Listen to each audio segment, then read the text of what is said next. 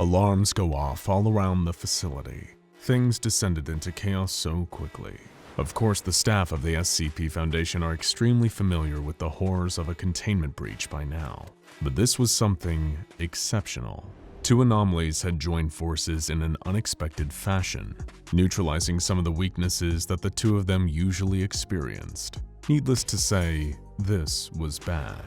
More specifically, 74 staff members were dead already. Several different mobile task forces had already been dispatched to hunt down this terrifying new anomaly, but none of them knew where it was hiding in the depths of the site. Little did they know, this deadly new hybrid had already escaped the SCP Foundation and was already on its way towards a nearby population center.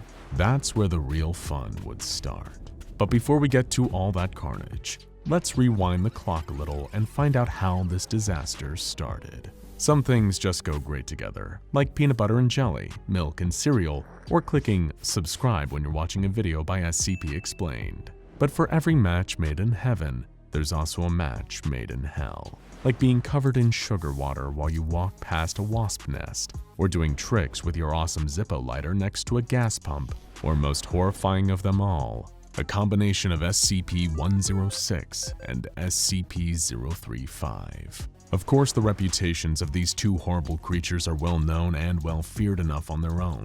SCP-106 is a humanoid abomination also known as the Old Man, capable of walking through walls and entering his own private pocket dimension, where he practices his predilection for pain to its full potential. And then there's SCP-035, also known as the Possessive Mask. This is one of the most powerful and dangerous psychic entities that the SCP Foundation has in its vast collection. Some of its more minor, unpleasant qualities are things like the fact that it constantly drips corrosive black slime, or the fact it immediately reduces you to a state of brain death when you're foolish enough to wear it. On the more severe end of its abilities is its power to crawl into the mind of anyone around it, slowly whispering horrors into their mind until they're completely under its control, or utterly broken. It likely has designs on world domination, or at the very least, to plunge the human race into an unimaginable pit of eternal suffering. The one saving grace is the fact that 035's corrosive slime slowly destroys the body of its hosts, limiting the purview of each one of its reigns of terror. But occasionally, there are wonderful, terrible exceptions to the rule. Speaking of terrible, our story began chronologically with SCP-106 showing one of its rare signs of activity. This, naturally, caused waves of panic to rock through the researchers and security staff of the site. They'd need to grab a D-Class, then plug in and warm up the femur breaker. They'd also need to mobilize groups of on-site guards with powerful flashlights to slow the gnarled old monster down. But by now, SCP-106 had gotten wise to the Foundation's techniques. He wouldn't make himself so easy to capture this time. He wanted to have the proper time to enjoy himself. SCP-106 got up and phased through the nearby wall. His cell was never easy to escape. They filled it with strange shapes and running water, just to confuse his wretched old mind. But once he was out, he was out. He avoided the hallways, instead just phasing from wall to wall, until he reached a different block of containment chambers. That's where the fateful meeting would take place. It wouldn't be the first time he'd wandered into other containment cells, his battle with SCP-682 perhaps being the most famous. But this time, something was different. The room he'd just phased into didn't contain some huge writhing monster or another humanoid beast. It contained instead a glass container on top of a podium, the walls coated in deadly telekill alloy to keep its prisoners' immense psychic power sealed in. But now that SCP-106 was in the room, standing mere feet away from the grinning white mask inside the glass container, there was nothing keeping the two of them from having an extremely fateful conversation. The first thing SCP-106 noticed was the black liquid leaking from the mask. Strange, it seemed to perfectly match his own secretions. Hello there, good sir. It isn't often I have visitors in here, and even less so visitors who are as handsome as you, the mask said, speaking directly into the old man's frail, fractured mind. I don't believe we've ever been acquainted. Come a little closer and remove the glass box. I'll be able to hear you better that way. Come on. Don't be shy. The old man felt something about the mask was distasteful. Even to a creature as despicable as SCP-106, something about the mask just seemed slimy, metaphorically as well as literally. And yet it found itself stepping forward towards the glass case, almost as though he was sleepwalking. How was the mask invading his mind like this? He'd always been one of the more mysterious creatures in the Foundation's containment, and yet SCP-035 had slipped into his mind like a warm bath. On some level, it frightened him. Yes, that's wonderful. Come closer, dear boy, you're doing so well. The mask said as the old man reached forward and began lifting off the glass case. I think I'd look rather good on you, don't you agree? Let's cover up that nasty old face of yours. You'll look positively spiffing, old chap. Just do exactly as I say, and this is all going to go wonderfully. The old man picked up the mask, somehow not even in control of his own body anymore. An almost electrical power seemed to pulse out of the mask and through the old man's rotting fingertips. The old man was a sadist, but he'd never before encountered this kind of utterly malicious intelligence. This was a mind geared to commit almost incalculable evil, and while the old man was wondering how exactly he felt about that, he was already lifting the mask up to his face and watching the universe go very, very dark.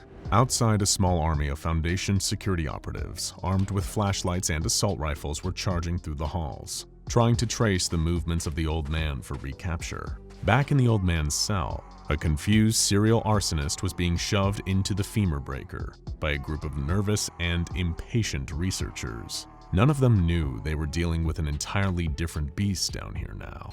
Eventually, the security team found the last rusty scorch mark on the wall of a containment cell belonging to SCP-035. Before they could even comprehend the terrifying implications of this horrible scenario, they charged into the cell in hopes of stopping it. But by the time they were in there, both the old man and the mask were already gone.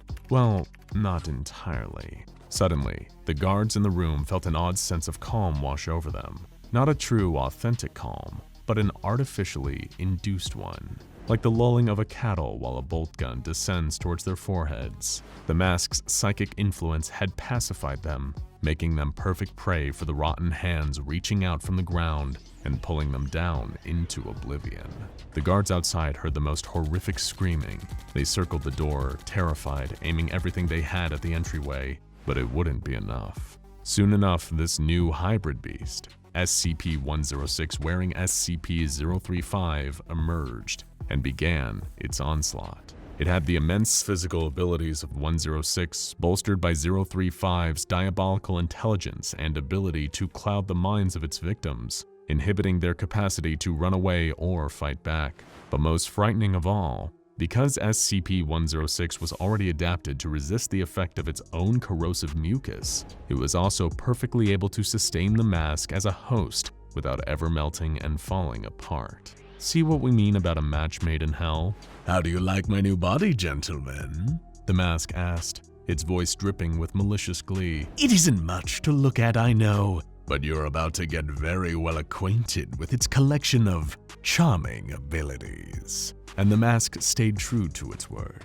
It rampaged through the containment site, waltzing through walls like a gleeful schoolchild with the heart and mind of the devil himself, leaving a pile of melted, tortured corpses in its wake. Researchers, guards, janitorial staff, nobody was safe. And with every killing, the rest of the staff became increasingly afraid, only strengthening the psychic hold of the mask. It was having the best day it could remember in a long, long time. The site director and his team put out a mayday for all available mobile task force units to descend onto the area and help them deal with this deadly new threat. But by the time they were on their way, the mask and its new SCP-106 body had already had its fun with the Foundation. Even when they activated the femur breaker, nothing happened. The mask was far more interested in the pain it could cause outside, and far too intelligent to be lured back into imprisonment by such a simple trick. Instead, the hybrid made its way out of the nearby perimeter wall, finding its way to a heavily armored Foundation ground vehicle and sliding in through the door like a ghost. The operative in the driver's seat was immediately terrified by the monster suddenly sitting next to it, but then the mask's psychic effects took over his mind. He became a calm, placid little servant, just like all those other mortal fools. I feel like a change of scenery, old sport, the mask said to him. Take me out to the nearest city. It can be the one of your choosing. I feel like having a little night on the town. Oh, it's been far too long, you know. The hypnotized driver nodded and punched the gas. The guards were too busy controlling the aftermath of the chaos within the site to even notice the creature they were chasing had already escaped. And if it reached a nearby city, then the chaos, cruelty, and madness it was liable to release would be the biggest mess the Foundation would need to clean up in quite some time, which was precisely what the malicious mask had in mind. Meanwhile, Dr. Robert Scranton woke up in a dark room. Well, he wasn't sure if it was a room, but it was definitely dark. He rose to his feet in this strange black void, surrounded on all sides by blackness. It wasn't the belly of SCP-3001, the dreaded red reality again. No, this was something new. And what's more, he had no idea how on earth he'd gotten here. Dr. Scranton, said a cruel, mocking voice behind him. Turn around, old chap. It's been far too long since I've seen you in the flesh. Well, in a manner of speaking, at least. Confused, Dr. Scranton turned and saw a vaguely familiar sight. SCP-035, the Possessive Mask, floating in the dark behind him. What on earth was happening here, he wondered. Oh, you really don't remember, do you? The mask said with a spiteful laugh, replying to a thought he'd never voiced aloud. You're in your mind, Doctor. As it turns out, you're harder to erase than I thought. Perhaps you're buried so deep in the psyche of that monster. No matter, I'll get you eventually. How strange, Dr. Scranton thought. This must be his mind playing tricks on him somehow. He raised a hand to scratch his head quizzically, and only then realized that his right hand was gone, simply vanished from the end of his wrist. The mask gave another sick laugh. Oh, it's already started! I told you I'd get you, Scranton! The mask cackled with glee. I never normally get to delete a mind slowly. Oh, this will be amusing. Where's Anna? Scranton asked, suddenly wondering about the safety of his beloved wife. He couldn't help but worry when this got another cruel laugh out of the mask. Oh, don't you remember, Robert? The mask said through giggles. You killed her. You killed her with your toxic embrace. She died terrified of you. And with that, all the awful memories came flooding back. Back in the real world, things weren't any less horrifying. When the vehicle had finally made its way to the nearby city, the masked old man had unceremoniously murdered its chauffeur and decided to go for a little exploration. It had been so long since it felt the sun on its pristine white porcelain. Such a beautiful day outside. It couldn't wait to kill some people around here. It began its rampage in a dark alley, snatching some homeless people and unfortunate passersby through the graffiti-stained stone walls. By the time it was done with them, there weren't even any bones left. But this would only be the start of the masked old man's horrific rampage through the city. Next, he invaded an office building and decided to unleash his grisly wrath on the people within. Some were pulled through the ground while chatting at the water cooler. Others were dragged through the walls as they went to refresh their coffee. Some were simply sitting at their desks, getting on with their daily work, when a dark silhouette appeared behind them. Some turned around, saw the creature, and screamed immediately. Others remained in ignorance and only screamed when an acidic, rotting hand curled around their shoulder. But every single one of them screamed eventually. By this point, the SCP Foundation had started sending all the mobile task forces in the area to the nearby city after receiving reports of unexplainable disappearances and murders. Panic was starting to spread, and that panic was only making the nightmarish psychic abilities of the mask even stronger. The challenge would be intercepting SCP-106 and removing the mask before it became too powerful for them to do anything about it. If they didn't, They could be looking at a loss of life on a massive scale, which was exactly what SCP-035 hoped to indulge in. A young barista was having a stressful day at a nearby boutique coffee shop. She retired to the staff bathroom to splash some water on her face and recenter herself. She sighed and looked up from the sink into the mirror to see if her makeup was running, and then screamed. A dark figure was standing right behind her. It looked like a rotting human corpse, dripping with black slime and wearing a grinning white ancient Greek comedy mask. "I'm not interrupting anything, am I?" the masked old man said, amused. Soon after, the dark presence had spilled out into the coffee shop. The psychic powers of the mask caused its victims to be paralyzed with sheer terror, unable to escape its cruel hands. The death toll of the day had already risen to over 100, and the masked old man had no intention of stopping. That's when several police cruisers skidded to a halt in front of the coffee shop. Cops disembarked from their cars and pulled out their handguns. "Step out of the store with your hands up!" one of them yelled over a megaphone. "Any sudden moves and we'll blow you to kingdom come!" This made the masked old man laugh. Oh, how very adorable. Not long after, he was driving a police cruiser further into town, with a pile of dead cops left in the street behind him. This was shaping up to be such a wonderful day. He never wanted it to end. Back in the pitch dark of the mindscape, Dr. Robert Scranton was looking a little worse for wear. Both of his legs had disappeared, along with one of his eyes and much of the rest of his right arm. His remaining eye was weeping, remembering how his embrace as the old man had killed his beloved Anna. He'd lost his humanity and become the worst kind of monster, the kind who even hurts the people he loves most. SCP-035, floating in the darkness, was still just laughing at him. "Oh, you're pathetic, Scranton," it said. "Look how little is left of you. You haven't even been human in decades. Why not give up what little is left? You're mine now, and soon you're going to be nothing at all." And Dr. Scranton kept crying because he feared the mask was right. Back in the city, the stolen police cruiser pulled up in front of a preschool, and the masked old man got out. This would be the perfect place for his next little slice of fun. Straightening himself out, he began walking to the school, knowing that with the extent of his psychic powers, nobody would be strong enough to run away. They'd all just have to sit there and suffer, just like Dr. Robert Scranton.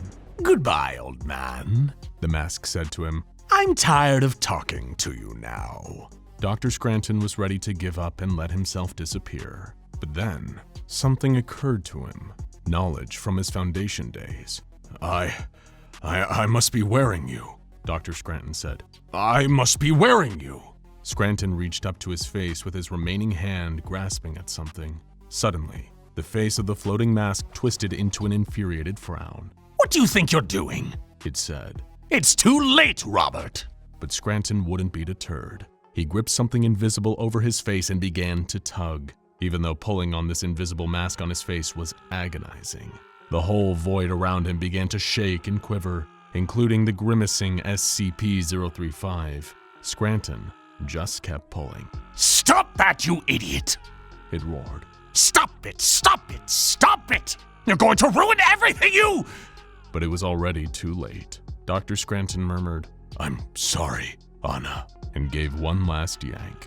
That's when everything went white. Back in the city, it thankfully wasn't long until a group of mobile task force agents was able to locate the two anomalies. SCP-106 was sitting cross-legged on the grass outside of a preschool, where thankfully nobody had been hurt and was just staring off into space. In his trembling hands was another familiar sight, a frowning SCP-035. Now go check out the whole story. What if SCP-096 wore SCP-035? And SCP-106, the Old Man Origin Theories, for more tales concerning today's terrifying anomalies.